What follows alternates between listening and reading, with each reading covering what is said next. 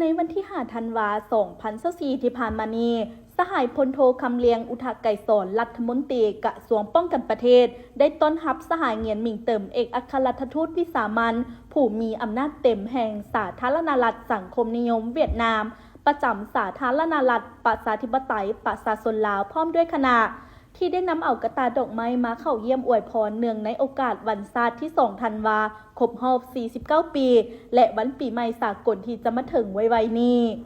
โอกาสนี้สหายเงียนหมิงเติมได้แสดงความปิติสมซื่นและภาคภูมิใจเป็นอย่างยิ่งในตลอดระยะ49 ปีผ่านมาภายใต้การนำพาอันสลัดซองใสของพรรคประชาชนปฏิวัติลาวอดทนพันพาความยุ่งยากสิ่งท้าทายนานาประการจนสามารถญาติเอาเอกราชแห่งชาติและก้าวไปถึงการท่อนโฮมประเทศชาติให้เป็นเอกภาพอย่างสมบูรณ์สหายยังได้ถือเอาโอกาสนี้กล่าวอวยพรไซอันประเสริฐต่อสหายรัฐมนตรีจงมีสุขภาพแข็งแรงมีความสุขกายสบายใจในปีใหม่ที่จะมาถึงนี้ประสบผลสำเร็จในหน้าที่การงานที่มีเกียรติสง่าเฮ็ดสำเร็จหน้าที่ที่พรรครัฐมอบหมายให้พร้อมทั้งสืบต่อพัวพันเสริมขยายการร่วมมือระหว่าง2 พรรค2 รัฐ 2 กองทัพเวียดนามลาวลาวเวียดนามให้นับมือแน่นแฟนยิ่งขึ้นโอกาสนี้สหายพลโทคำเลียงอุทาไกรสอนได้แสดงความขอบใจอย่างลึกซึ้งมายังสหายเงียนหมิงเติมพร้อมด้วยคณะที่เห็นได้ถึงความหมายความสำคัญของวันศาสตร์ที่2ธันวาซึ่งเป็นวันไสสนะอันยิ่งใหญ่ของประชาชนลาวบรรดาเผ่า